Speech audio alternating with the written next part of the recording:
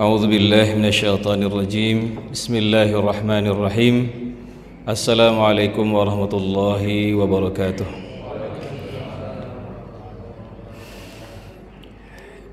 Innal hamdalillah nahmaduhu wa nasta'inuhu wa nastaghfiruh wa nu'minu bihi wa natawakkalu alayhi wa na'udzu billahi min shururi anfusina wa sayyiati a'malina. من يهده الله فلا مضل له ومن يضلله فلا هادي له أشهد أن لا إله إلا الله وحده لا شريك له وأشهد أن محمدا عبده ورسوله لا نبي بعده اللهم فصل وسلم وكرم وبارك على سيدنا محمد وعلى آله وأصحابه والتابعين وتابع التابعين ثم تابعهم بإحسان إلى يوم الدين رب اشرح لي صدري ويسر لي أمري واحلل عقدة من لساني يفقه قولي. Hadirin wal hadirat jamaah salat Isya dan tarawih yang sama-sama dirahmati Allah Subhanahu wa taala. Alhamdulillah, bersyukur kita pada Allah Subhanahu wa taala yang masih memberikan kita kesempatan untuk bisa menjalankan ibadah di bulan Ramadan ini sampai dengan malam yang ke-6 ini.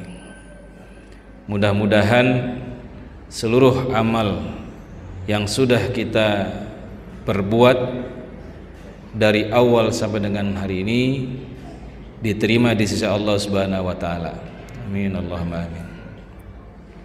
Dan mudah-mudahan Allah berikan kita umur panjang, berikan kita taufik, kekuatan untuk bisa menjalankannya sampai dengan akhir Ramadan nanti.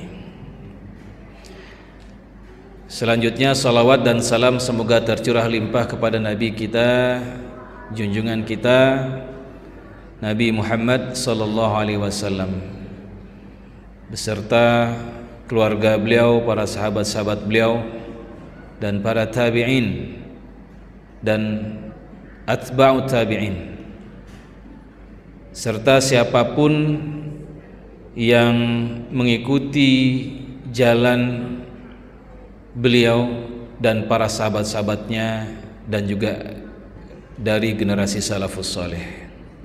Dan mudah-mudahan kita termasuk ke dalamnya. Hadirin wal hadirat rahimakumullah. Pada malam hari ini saya mengetengahkan tema kesalehan lahirkan kemaslahatan. Ada dua kisah yang akan saya sampaikan. Yang pertama, telah terjadi interaksi ataupun transaksi antara dua orang dalam jual beli tanah. Singkat cerita, yang membeli tanah ini mendapati di bawah tanahnya yang dia beli itu terdapat emas yang banyak. Karena dia orang yang soleh dan dia merasa hanya membeli tanah saja, maka dia lapor kepada penjual tanah tadi, "Wahai fulan, sesungguhnya saya menemukan emas di tanah yang kamu jual." Jadi karena solehnya nggak mentang-mentang kemudian menemukan emas di dalam tanah yang dia beli, dia ambil. Tapi dia merasa bukan haknya, maka perlu untuk melaporkan kepada penjual, pemilik sebelumnya. Dan dilalahnya penjual ini juga ternyata orang soleh juga. Maka apa yang dia katakan? Sesungguhnya itu milik kamu. Kenapa? Karena aku menjual tanah itu beserta dengan apa yang ada di dalamnya. Apa yang terkandung di dalamnya itu aku jual juga. Maka itu menjadi hak kamu. Jadi nggak menerima. Akhirnya terjadi perdebatan sebentar dan kemudian akhirnya si pembeli bertanya, apakah kamu punya anak gadis? Maka dijawab iya. Bagaimana kalau begitu aku punya anak laki-laki, bujang. Kalau gitu kita nikahkan keduanya, maka emas yang tadi terkandung dalam tanah tadi menjadi apa? Bekal bagi keduanya. Ini kisah pertama. Bagaimana emas atau materi yang bersifat kebendaan menjadi sebuah kemaslahatan, solusi di tangan orang-orang yang soleh. Kemudian kisah kedua ini terjadi di zaman Nabi Isa alaihissalam. Ada 3 orang musafir dalam perjalanannya, kemudian dalam perjalanan mereka menemukan harta temuan, barang temuan. Kalau dalam istilah fikih itu berarti luqotoh, barang temuan, yang mana di dalamnya terdapat dinar atau uang emas. Sehingga kemudian ketika mereka menemukan dan melanjutkan perjalanan, di satu tempat mereka berhenti untuk istirahat karena lelah dalam perjalanan. Karena lelah dan merasa haus dan lapar, akhirnya salah satu di antara keduanya membeli makanan. Silakan kamu cari pasar, kemudian belilah makanan untuk kita bertiga. Maka salah satu di antara bertiga berjalan menuju pasar, kemudian beli makanan. Teman yang berdua yang tinggal tadi berpikir agar bagaimana mereka berdua menguasai harta temuan, sehingga mereka bersekongkol untuk ketika nanti teman yang satu lagi itu pulang, maka mereka berdua bersepakat untuk membunuhnya. Hal yang sama pun terpikirkan oleh yang satu orang tadi. Ketika dia beli makanan, kemudian terpikir untuk menguasai hartanya sendirian, agar kalau seandainya aku menguasai sendiri, pasti akan lebih banyak aku dapatkan. Sehingga dia berniat untuk membunuh kedua temannya tadi dengan cara meracuni makanan yang dia beli. Singkat cerita, yang beli makanan tadi sudah pulang kembali, belum lagi ketika duduk, maka dua teman yang tadi sudah bersongkol ini, yang satu memeganginya, yang satu lagi membunuhnya, sehingga tewaslah teman yang tadi belanja. Kemudian setelah membunuh, disimpan mayatnya, kemudian mereka berdua pun bersama-sama menyantap karena merasa kelaparan makanan yang apa? Yang sudah diracun tadi. Maka tiga-tiganya pun menemui ajalnya. Ya. Dari dua kisah ini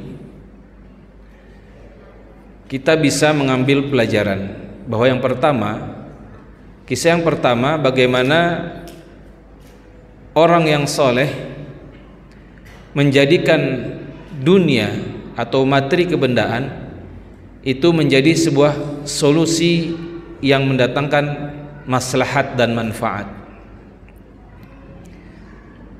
Tetapi pada kisah yang kedua, bagaimana lawan daripada soleh,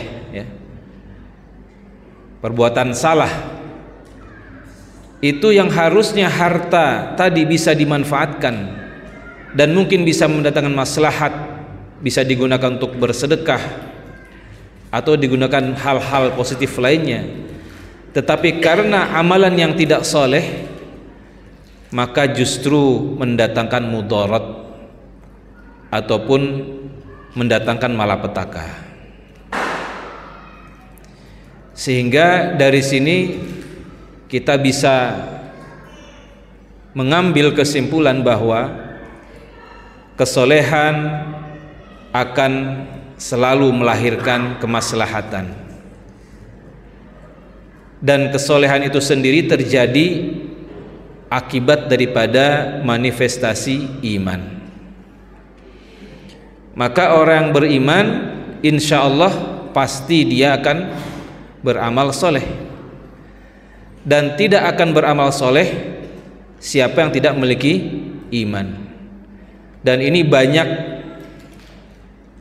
di dalam ayat-ayat Al-Quran Allah Subhanahu wa ta'ala menyandingkan kata iman dengan amilus salihat.